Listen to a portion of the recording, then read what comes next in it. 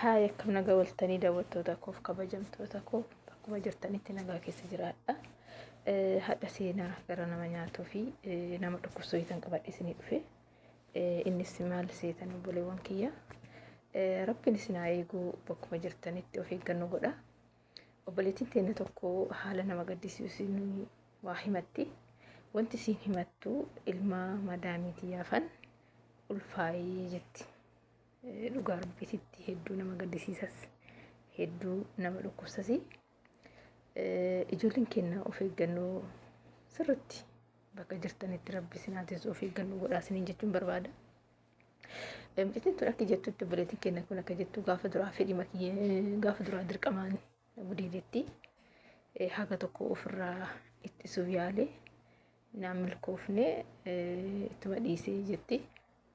Gaasniif dirqama ture adeemsa garuu keessa walumaa dhiyaataa turre walumaan haasaa turre walumaan jiraachaa turre gaaf kaanii anuma dhiyaataa akka tokko na gargaarallee mana keessallee yoo warri hin jirrellee waan tokko illee sappoortii na godha sanumaaf jecha fedhima kiyya waliin jiraachuu eegalee jetti.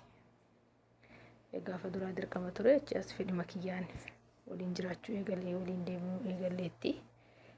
Akkasuma itti fuftee haga turtee gaafka dubartiin takkaa fi dhiirri takka walitti dabalamani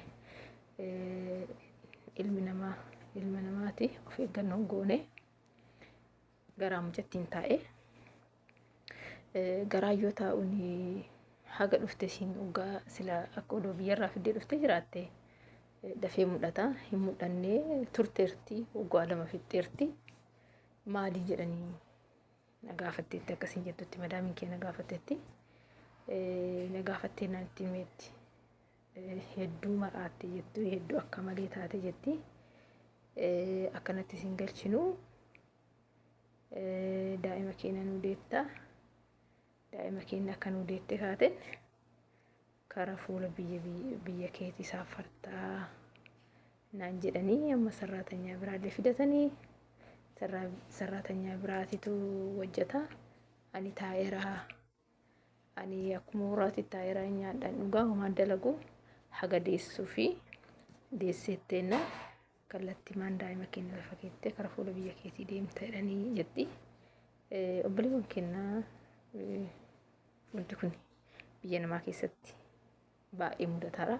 Of eeggannoo godhaa haga danda'ameeni ofittisaa immoo gaafa duraa san ishii dirqama ta'e achi booda of eeggannoo goote.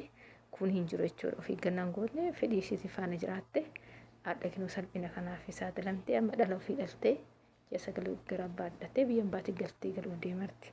Kanaaf jecha ijoolleen keenya haga danda'ameen rabbi isin haa taasisu of eeggannoo godhaa isiniin jechuu barbaada. Galatooma.